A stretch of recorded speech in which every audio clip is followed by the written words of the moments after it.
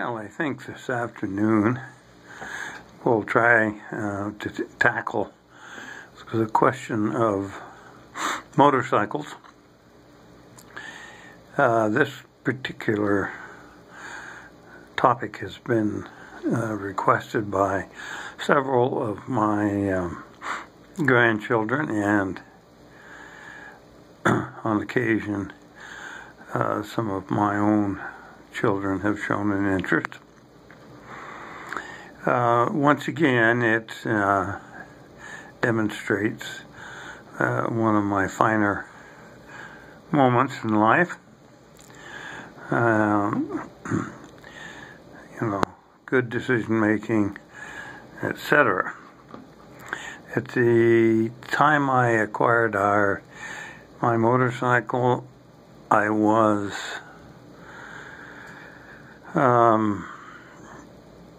a junior, or in the junior year, so that I was old enough that I had my driver's license. It starts with my neighbor Marcus acquiring a very nice, and to this day I'm envious, Harley Davidson vintage. I'm not sure. It was either somewhere between 1950 and 1952. So it was, for all practical purposes, brand new. And it was a beautiful machine and ran like a dream. Well, I set out with my friend Paul to locate a motorcycle. It didn't take long for me to get the bug, considering Marcus only lived 2 houses away, and the rumble, that very, very distinctive rumble of the Harley is almost irresistible, especially if you're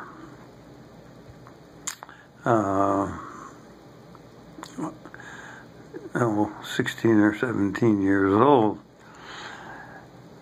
Well, at any rate, we located a motorcycle that was for sale. Turned out to be a 1941 Harley Davidson, which actually didn't run for shit. And it proved to be a problem from day one. Now, my good friend Paul and I had worked on automobiles together a good many years on his ranch, and he was an accomplished mechanic. And we never could get that thing to run over 45 miles an hour, which is probably why I'm still sitting here talking to you. In fact, I'd go so far as to say I'm quite sure that's why.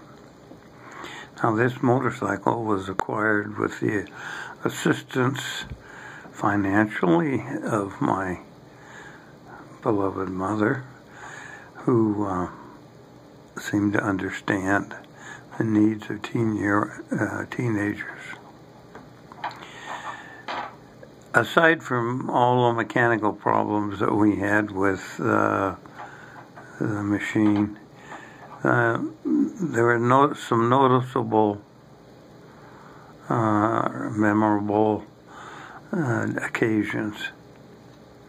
First of all, Paul and I found it extremely difficult to drive this vehicle together without the assistance of a pint of peppermint schnapps.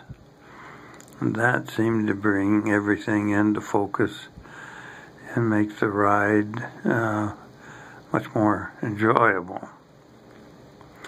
The second thing, as we go along, that we discovered was that girls in the 50s had a real affinity for motorcycles, and this was due partially because we had come out of the war. Motorcycles were virtually unheard of. To my knowledge at the time I acquired mine, there were only 2 in the entire town, probably county, of Sheridan. So it was a novelty. Now, a couple of things of note. Motorcycle season for us started as soon as the roads were clear in the winter. Normally it would be in February. In those days we were more prone to get what we call in this country Chinooks, and you'd get the warm winds blowing, and snow and ice would melt actually all night long. It was very, very, very nice. It's been years now, years and years since we've had anything resembling a good warm Chinook, which is nothing more than a wind off the mountains that's warm. I'll leave it to you to look it up. But to get on the bike in a nice warm night, by February it was time to start, and it had sat now in the garage for 3 months roughly, and you just couldn't wait any longer. It's not possible. Have to go. So our nights were often spent cruising around together on the motorcycle, trying to drum up whatever mischief we could. And first thing to note here is that motorcycles don't stop very well, and they particularly don't stop well on ice, and even worse is gravel. And my southern family isn't too familiar with the sand and gravel that we use in the northern states to put on snow, so that people can stop the ice. Well, eventually the ice melts, and then you have these thin coatings of very fine sand. I cannot tell you how many times we went down. I do know that we had a set of chrome crash bars, which you often don't see on motorcycles today. There was no such thing as a motorcycle helmet any more than there was a car seat. So, without getting into a lot of just piddly little individual stories, I think I move on to a couple quickly that sort of climax my life on the motorcycle.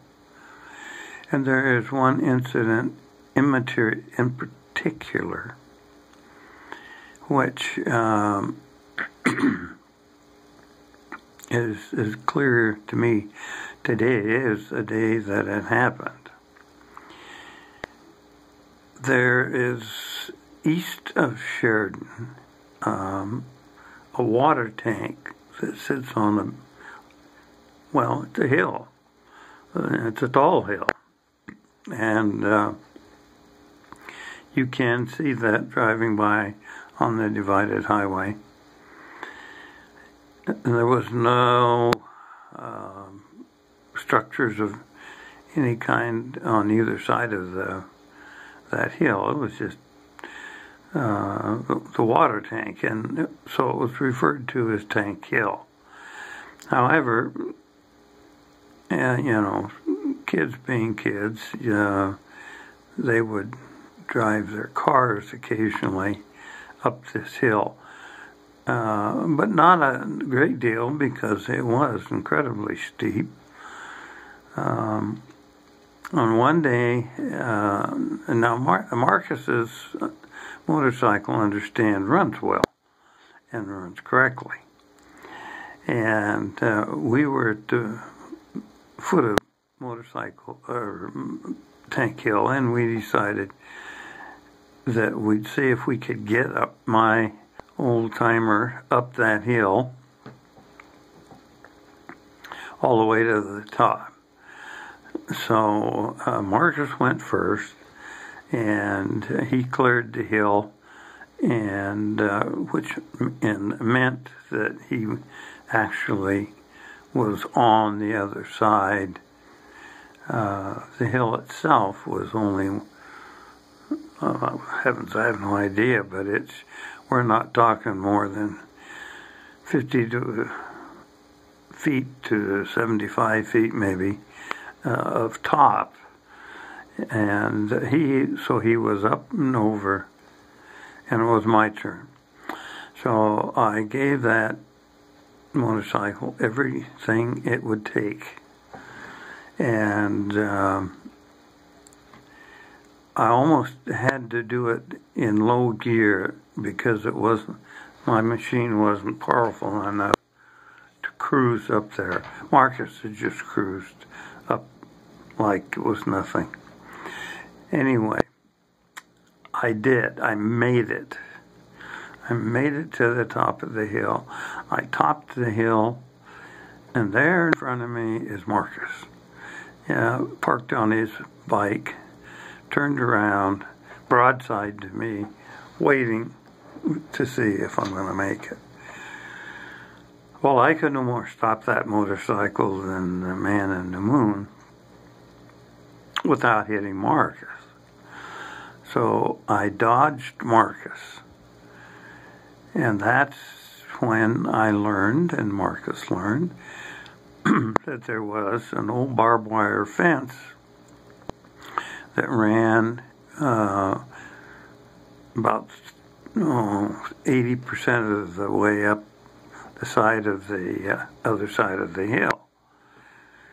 Well, I smashed into the barbed wire fence, and probably down 50 yards or so of fence, and the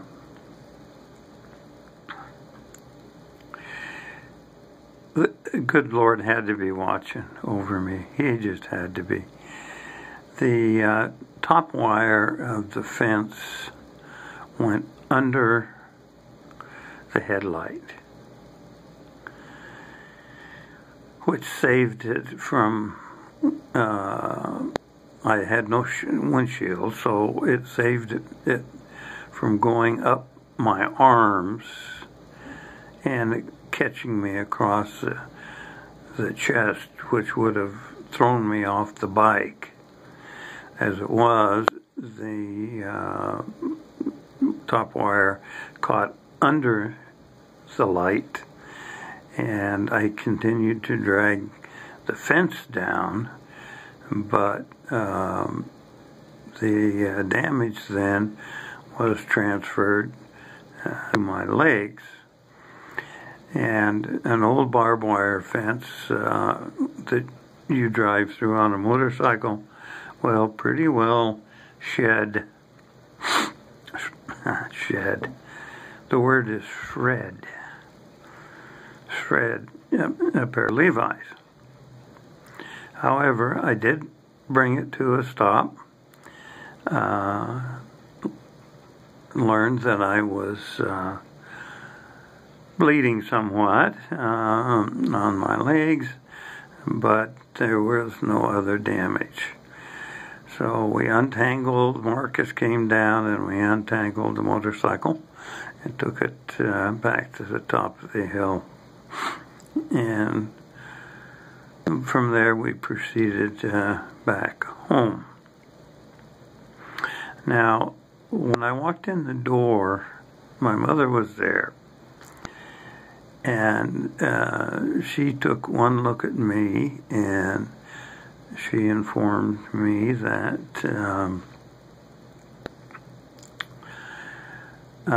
she was taking over possession of the motorcycle, which there was nothing I could argue about. First of all, I was underage. Secondly, she had loaned me the money to buy the motorcycle, and she in effect declared the note due and payable. Well, I had no option other than to try and sell the motorcycle. I will stop here long enough to say that to this day I have scars that are visible on my legs. Not horrible, but certainly enough to verify my story. Now, it turned out that my good friend Wayne Symes had a strong desire for a motorcycle, and I did not know this. But well, I knew he wanted a motorcycle, so I called Wayne and I said, "Wayne, I'm going to sell the motorcycle. Are you interested?" And he came down that very afternoon and took it for a test drive. Now, his test drive consisted of driving, I don't know where all he went, but he went, one of the places he went was through the city park, which was actually only several blocks from our house. And he went right through in evening time, but on an evening in which they were having a community concert outside. So he is driving between cars parked on both sides of a basically one-way road, 2 lanes, but really just one, and there's cars parked on both sides of the road. So, of course, Wayne had the misfortune of pulling up on someone as they opened their car door. And so he had his first experience with what it's like to go down on a motorcycle, period.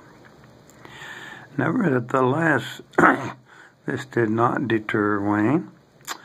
He proceeded to buy the motorcycle and kept it till we graduated, and had his own, if he were alive today, would have his own tale to tell. So that's the essential story behind my motorcycle, leaving out lots of little fun episodes, but I think maybe